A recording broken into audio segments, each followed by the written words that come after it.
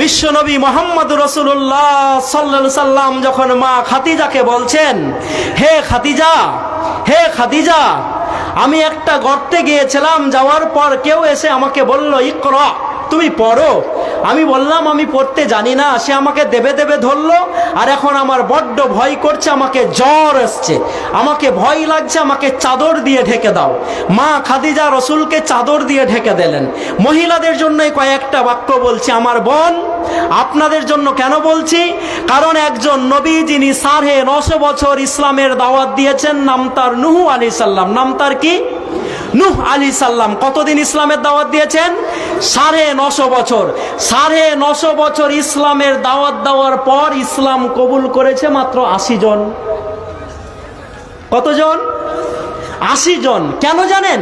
কারণ নূহ আলাইহিস সালাম যখন বাইরে যেয়ে বলতো যে তোমরা ইসলামের দিকে আসো, লোকেরা বলতো যে আপনাকে তো আপনার স্ত্রী মানেন না, আপনাকে তো আপনার ছেলেরা মানেন না, তো কেন আপনার উপরে আমরা ঈমান আনবো? অপর দিকে যখন খাদিজাকে বলা হলো, খাদিজাই প্রথম বললেন, হে মুহাম্মদ রাসূলুল্লাহ সাল্লাল্লাহু আলাইহি সাল্লাম, আপনাকে আমি নবী হিসাবে মেনে নিলাম। তাই বিদায় হজ্জে যখন বিশ্বনবী মুহাম্মদ রাসূলুল্লাহ সাল্লাল্লাহু আলাইহি সাল্লাম ভাষণ দিচ্ছেন, তখন তার সামনে ইসলামের ফলোয়ার সাহাবীরা হচ্ছে 1,25,000। কত বললাম? কত বললাম? নূহ আলাইহিস সালাম দাওয়াত দিয়েছেন কত বছর? 950 বছর। আর বিশ্বনবী মুহাম্মদ রাসূলুল্লাহ সাল্লাল্লাহু আলাইহি সাল্লাম দাওয়াত দিয়েছেন মাত্র 23 বছর। কেন? কারণ তার স্ত্রী তার উপরে ঈমান নিয়ে এসেছে। তা আমি আমার মা বোনদেরকে বলতে চাই, মা, আপনারা খাদিজার জীবনীগুলোকে পড়বেন, উম্মে আম্মারার জীবনীটাকে পড়বেন, ওই মাজার মুওয়াজের জীবনীটাকে পড়ে নেবেন। 10খানা কিসের ছবি তুলে নিয়ে এসেছি? মন্দিরের। এই একটা মন্দির আপনারা অত দূর থেকে দেখতে পাবেন না, সভাপতিরা দেখতে পাবেন। এই একটা মন্দির যার বয়স হচ্ছে 700 বছর, এই একটা মন্দির যার বয়স হচ্ছে 1100 বছর, এই একটা মন্দির যার বয়স হচ্ছে 1300 বছর, এই একটা মন্দির যার বয়স হচ্ছে 1500 বছর, এই একটা মন্দির যার বয়স হচ্ছে 2200 বছর। বলুন, মুসলমানরা যদি ভারতের মাটিতে মন্দির ভেঙে ভেঙে মসজিদ তৈরি করত, ভারতের মাটিতে 700 বছরের পুরনো কোনো মন্দির থাকতো? ভারতের মাটিতে 1100 বছরের কোনো পুরনো মন্দির থাকতো? ভারতের মাটিতে 2200 বছরের কোনো পুরনো মন্দির থাকতো? থাকতো? থাকতো না। তার মানে আমাদের ওপরে যে মিথ্যা তহমাত আপনারা দেন, এগুলো সব হচ্ছে ভিত্তিহীন মিথ্যা। তাই আপনাদেরকে বলতে চাই, যারা ক্ষমতায় আছেন, যেহেতু এই চ্যাটটাকে আমরা সম্মান করি, আমরা যেহেতু মুসলমান, এটা আমাদের দায়িত্ব দেশে শান্তি স্থাপন করা। কেউ যদি ভুল করে, তার ভুলটা তার চোখে আঙুল দিয়ে দেখিয়ে দেওয়া, হ্যাঁ কি না? হ্যাঁ কি না? তাই আমরা আমার দেশের প্রধানমন্ত্রী, আমার দেশের যোগী আদিত্যনাথ, যার আন্ডারে কদিন আগে আমরা দেখলাম, এখন তো দিল্লিও আবার মোদি ভাইয়ের আন্ডারে চলে গেছে, তাই তো? এবং কদিন আগে দেখলাম দিল্লিতে 18 জন পদপিষ্ট হয়ে দিল্লি স্টেশনে মারা গেল। যাই নাই? যাই নাই? মারা গেছে। ওরা হিন্দু না মুসলিম ওই জিজ্ঞাসে কুঞ্জন, কান্ডারি বলো ডুবিছে মানুষ সন্তান মোর মার। ওরা মহাকুম্ভের মেলাতে গেছে না আজমির গেছে, ওইটা আমার দেখার নয়। আমার দেখার বিষয় হচ্ছে মানুষ মারা গেছে, মানুষের বিচার করতে হবে। তাই আপনাদেরকে বলতে চাই, যারা মুসলমানদেরকে পিছনে রেখে দেশটাকে এগোনোর কল্পনা করেন, মুসলমানদেরকে পিছনে রেখে দেশকে এগোনো যাবে না। যাবে? মুসলমানরা আলহামদুলিল্লাহ দেশের সঙ্গে বেঈমানি করেনি? করেছে? করেছে? করে নাই? আমার কাছে অনেক তথ্য আছে, আমি দেখিয়ে দিব যে আমাদের দেশের মেন তথ্যগুলো যারা পাকিস্তানকে পাচার করেছে, একজনও মুসলমান নয়। নারে তাকবীর! আল্লাহু আকবার বলবেন না? নারে তাকবীর! এবং আমার মাওলানারা যাদেরকে ওয়াকাফ অ্যামেন্ডমেন্ট বিল এনে মাদ্রাসা থেকে বঞ্চিত করতে চাইছো, তাদের ব্যাপারে ইতিহাস পড়ে দেখো। 1757 থেকে 1857 100 বছর, এবং 1857 থেকে 1947 সালে 15 আগস্ট পর্যন্ত এই রকম মাওলানারা কোনোদিন ঠিক মতো চোখ ভরে ঘুমাতে পাইনি। যদি মাওলানারা ঘুমাতো তো ভারতে ইংরেজরা 190 বছর থাকতো না, 1000 বছর থেকে যেত। আমার মাওলানারা বলেছিল নামাজ রোজা করা যেমন ফরজ, ইংরেজদের বিরুদ্ধে যুদ্ধে নামাও ফরজ। তাই আমার মাওলানাদেরকে ধরে ধরে গাছে ফাঁসি দিয়ে দেওয়া হয়েছিল, আর বলেছিল কবর দিতে হবে না, গাছে টেঙে দাও। কারণ তারা দেখুক আর শিক্ষা গ্রহণ করুক যে মাওলানাদেরকে আমরা গাছে টেঙে দিয়েছি, কাক দিয়ে খাইয়ে দিয়েছি, শকুন দিয়ে খাইয়ে দিয়েছি, পিঁপড়ে দিয়ে খাইয়ে দিয়েছি।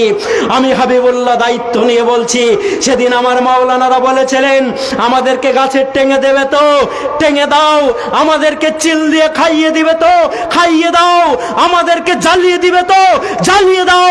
তারপরেও আমরা ভারতকে আজাদ না করে শান্তির ঘুম ঘুমাবো না।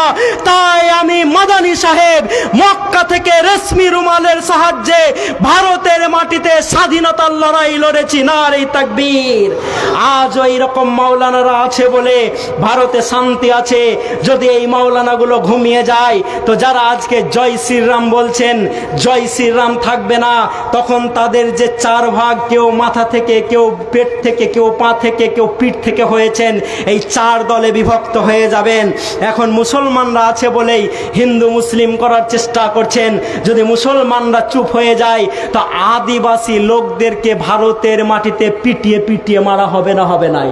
কদিন আগে তামিলনাড়ুতে একটা দলিত ছেলের কয়েকজন উচ্চবঙ্গের ছেলে শুধু অন্যায়ের প্রতিবাদ করার জন্য হাত দুটো কেটে নিয়েছে, দেখেন নাই?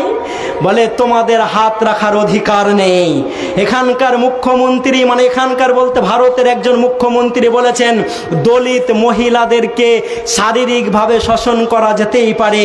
পথের দাবিতে আমরা পড়েছিলাম একজন ছোট জাতির মহিলা একজন বড় ব্রাহ্মণকে বলছে ভাত খাবে, মোর রাধা ভাত। মানে কথাটা হচ্ছে এই যে আমার শরীর তো ভোগ করো, অসুবিধা নেই, ভাতটা খাবে কি, আমার ছোট হাত দিয়ে রান্না করেছি। তা আমি বলতে চাই এই ছোট জাতি যাদেরকে আমি টিপু সুলতান বলেছিলাম ব্লাউজ পরো, কারণ তুমি যখন ছোট জাতির মহিলা রাস্তা দিয়ে হেঁটে যাও, ওপরটা যখন খোলা হয় তখন ব্রাহ্মণরা বসে বসে দেখে। আমি টিপু সুলতান তোমাদেরকে ব্লাউজ পরার অনুমতি দিয়েছিলাম। তাই মুসলমানরা আছে বলে ভারতের মাটিতে শান্তি আছে। তাই আমরা যখন এই ভারতকে শাসন করেছি তখন ভারতের জিডিপি হচ্ছে 30। আজকে মোদি যখন এই ভারতকে শাসন করছে জিডিপি প্রেসারের মতো নামতে নামতে টিং টিং টিং টিং করতে করতে চেড়ে এসে ঠেকে গেছে। আমরা যখন শাসন করছি 30, ওর বালাতে 4। তাই আমরা বলতে চাই আল্লাহ রাব্বুল আলামিন তুমি এই ভারতের মাটিতে শান্তি দাও, বলেন আমিন। আমার হাজি সাহেবরা মক্কাতে যেয়ে যদি গেলাপ ধরে একটু দোয়া করার সুযোগ পায়, আল্লাহকে বলে আল্লাহ 14র পর ভারতের মাটি বারুদের উপরে দাঁড়িয়ে আছে, ভারতে শান্তি দাও। কেউ বলে না আল্লাহ আমি এখানে হজ করতে এসেছি, আমার এখানেই মরণ নিয়ে নাও। এত আমরা ভারতকে ভালোবাসি। সুতরাং যারা নতুন করে আমাদের কাছ থেকে দেশকে ভালোবাসার সার্টিফিকেট চাইছেন তাদেরকে আমরা সার্টিফিকেট দেখাবো না। আল্লাহ আমাদেরকে কবুল করুক। আসসালামু আলাইকুম ওয়া রাহমাতুল্লাহি ওয়া বারাকাতুহু। আচ্ছা 1 মিনিট খালি আমার নিজের জন্য নিচ্ছি, ভুলে গেছিলাম। আমি এই বছর একটা স্কুল তৈরি করেছি, আল ফুরকান একাডেমি। 1000 ক্যাপাসিটি, ছেলে এবং মেয়ে। যদি ছেলে মেয়েরা পড়ে আরবি ইংলিশ এতেও লেকচার দিতে পারবে ইনশাল্লাহ। এবং মৌলবি মাওলানা তৈরি হতে পারবে না, কিন্তু ইঞ্জিনিয়ার ডাক্তার প্রফেসর যদি তৈরি হয় তো ইমানদার হবে ইনশাল্লাহ। তো কারো যদি বাড়িতে ভালো ব্রিলিয়ান্ট বাচ্চা কাচ্চা থাকে আমাদের সাথে যোগাযোগ করতে পারেন। আসসালামু আলাইকুম ওয়া রাহমাতুল্লাহ। এটা খুলে ওয়ালাইকুম আসসালাম ওয়া রাহমাতুল্লাহি ওয়া বারাকাতুহু। ইন্নাল হামদুলিল্লাহ ওয়া সালাতু ওয়া সালামু আলা রাসূলিল্লাহ ওয়া আলা আলিহি ওয়া সাহবিহি ওয়া মান ওয়ালা, আম্মা বা'দ। আউযু বিল্লাহি মিনাশ শাইতানির রাজীম। কুল ইন কুনতুম তুহিব্বুনাল্লাহা ফাত্তাবিউনি ইউহিব্বুকুমুল্লাহ। যে সম্মানিত ভাইরা উঠে যাচ্ছেন কেন? এখনো তো বক্তা বাকি আছেন, 2 জন বক্তা আছেন আপনাদের কাছে। এখন বসে যান, আল্লাহর রাস্তে বসে যান, উঠে যায় না। তো আপনারা এতক্ষণ ধরে হাবিবুল্লাহ সাহেব প্রফেসরের বক্তব্য শুনলেন, যা শুনলেন তা বুঝলেন। আপনি থামেন, একটাই কথা, কারোরটা বাদ দিচ্ছি না। না না ওটা বাদ দেওয়া যাবে না, আমি বলছি। আল্লাহ বলছেন নবী আপনি বলেন বার করুন বেরিয়ে, যদি তোমরা আল্লাহকে বাড়তি ভালোবাসো, হয়ে গেল, এটাকে বলে বাড়তি হয়ে গেল। যদি তোমরা আল্লাহকে ভালোবাসো তাহলে আমাকে ফলো করো। তোমাদের ভালোবাসাটা সঠিক না বেঠিক, তোমাদের দাবিটা যথার্থ না যথার্থ নয়, এর সার্টিফাই হবে কিসের মাধ্যমে? নবীকে ফলো করা না করার মাধ্যমে। যদি তুমি আল্লাহকে ভালোবাসো, যদি এটা তোমার দাবি, তাহলে তোমাকে আমার অনুসরণ করতে হবে, আমাকে ফলো করতে হবে। কে বলছেন? আল্লাহ বলছেন। কাকে দিয়ে বলাচ্ছেন? নবীকে দিয়ে বলাচ্ছেন। তাহলে এবার শর্তের জবাব আসছে কি? ইউহিব্বুকুমুল্লাহ, তাহলে আল্লাহ তোমরাকে ভালোবাসবে।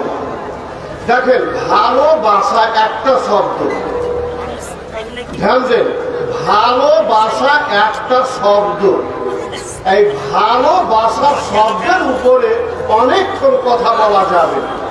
ভালোবাসা শব্দটাকে কোরআন হাদিসের ভাষাতে কি বলা হয়েছে, ইংরেজি ভাষায় কি বলে, এই ভালোবাসা শব্দটার তাৎপর্য কি, এর গুরুত্ব কি, এই ভালোবাসা শব্দের সম্পর্ক কত শ্রেণীর মানুষের সাথে আছে বা হতে পারে, অনেক কথা, অনেক ব্যাখ্যা বিশ্লেষণ। এখানে আমি যেটা শর্টকাটে বলতে চাইছি, আল্লাহ বললেন নবী আপনি বলেন যদি তোমরা ভালোবাসো আল্লাহকে তাহলে আমাকে ফলো করো। তার মানে এখানে ভালোবাসার সম্পর্কটা ডাইরেক্ট আল্লাহর সাথে করা হয়েছে। তোমাদের ভালোবাসার সম্পর্ক যদি আল্লাহর সাথে হয় তাহলে আল্লাহ তোমাদেরকে ভালোবাসবেন, আল্লাহর ভালোবাসার পাত্র তোমরা হতে পারবে। অনেক কথা সম্পর্ক শুধু আমি বুঝাতে চাইছি, আল্লাহর ভালোবাসা যখন মানুষের ভিতরে এসে যায়, মানুষ যখন আল্লাহকে ভালোবাসতে শিখে নেয়, অটোমেটিক তখন আল্লাহর ভালোবাসাও আল্লাহর পক্ষ থেকে মানুষের কাছে আসে। তখন এর চাইতে আর বড় পাওনা আর আপনার জীবনে কি হতে পারে? আপনি আল্লাহর ভালোবাসার মানুষ হয়ে যেতে পারলেন, আপনি আল্লাহর বন্ধু হয়ে যেতে পারলেন, আল্লাহ আপনার বন্ধু হয়ে গেল। এর চাইতে আর বড় জীবনে কি পাওয়ার আছে? তো কথা বাড়াতে গেলে অনেক কথা বাড়বে। আল্লাহর সাথে যেদিন আমাদের সম্পর্ক হয়ে যাবে, আল্লাহর সাথে যেদিন আমাদের ভালোবাসা গড়ে উঠবে, সেদিন সকল সমস্যার সমাধান হয়ে যাবে। ভালোবাসা হতে হবে আগে আল্লাহর সাথে। আর এই ভালোবাসা আসে কোনখান থেকে? আল্লাহর উপরে ঈমান আনা থেকে। মানুষের ভিতরে ঈমান যখন পরিপক্কভাবে পরিপূর্ণ রূপে যখন ঈমান প্রবেশ করে, তখন ওর ভিতরে নাড়া দেয়, ঈমান তখন ওর ভিতরে কাজ করে। কেমন করে আপনাকে চলতে হবে, ঈমান আপনাকে চলাবে। আর ঈমান যখন আপনার পরিপূর্ণ হয়ে গেল, তখন আপনার সাত সমুদ্র পার, কোনো টেনশন নাই, কোনো সমস্যা নাই। কারণ এ ওয়াদা আল্লাহ দিয়েছেন, এ অঙ্গীকার আল্লাহ করেছেন, যদি তোমরা মুমিন হও কোনো ভয় নেই। আল্লাহ বলছেন ওয়ালা তাহিনু ওয়ালা তাহজানু ওয়া আনতুমুল আ'লাউনা ইন কুনতুম মুমিনিন। যদি তোমরা মুমিন হও, যদি তোমরা মুমিন হও, ঈমানের মতো ঈমান যদি তোমাদের হয়, তাহলে কোনো ভয় নেই, কোনো টেনশন নাই, দুর্বল হওয়ার কোনো কারণই নেই, তোমরাই জয়ী থাকবে। তো সম্মানিত দিদি ভাইরা আমার, আমি সার কথা যেটা আপনাদেরকে বলতে চাই, সর্বাগ্রে আমাদের ঈমান মজবুত হতে হবে। আপনার ঈমানই যদি না থাকে, আপনার দেহই কাজ করবে না, আপনার মাইন্ড কাজ করবে না, আপনার মন কাজ করবে না, আপনি কিছু করতে চাইলেও করতে পারবেন না। কারণ আপনার অন্তর মরে গেছে ওখানে, আপনার মাইন্ড শেষ হয়ে গেছে, আপনার মানসিকতা বিলুপ্ত হয়ে গেছে। তো আপনার মন, মানসিকতা, মেজাজ, দেহ, শরীর সবকে চাঙ্গা করে রাখার জন্য, এইটাকে পরিচালনা করার জন্য আপনার বড় অস্ত্র হলো ঈমান। ঈমান মজবুত করেন, আল্লাহর সাথে ভালোবাসার সম্পর্ক গাঢ় করেন, আল্লাহ সব সমস্যার সমাধান করে দিবেন। কথা কি বুঝাতে পারলাম 2 মিনিটে? যদি বুঝলেন তো ভালো, না বুঝলেন তো আবার আগামী বছর জলসা শুনতে আসবেন। এবারে আমি আর বেশি সময় না নিয়ে আগামী বক্তাকে ডাকবো তার আগে একটা ঘোষণা। এদিকে যে পেচ্ছাবের জন্য পানির ব্যবস্থা, সেখানে পানি নাই। সুলেমান সাহেবকে পানির দায়িত্ব দেওয়া হয়েছে। সুলেমান কে আছেন পানির দায়িত্বে, আপনি চটপট ওই পানির ব্যবস্থা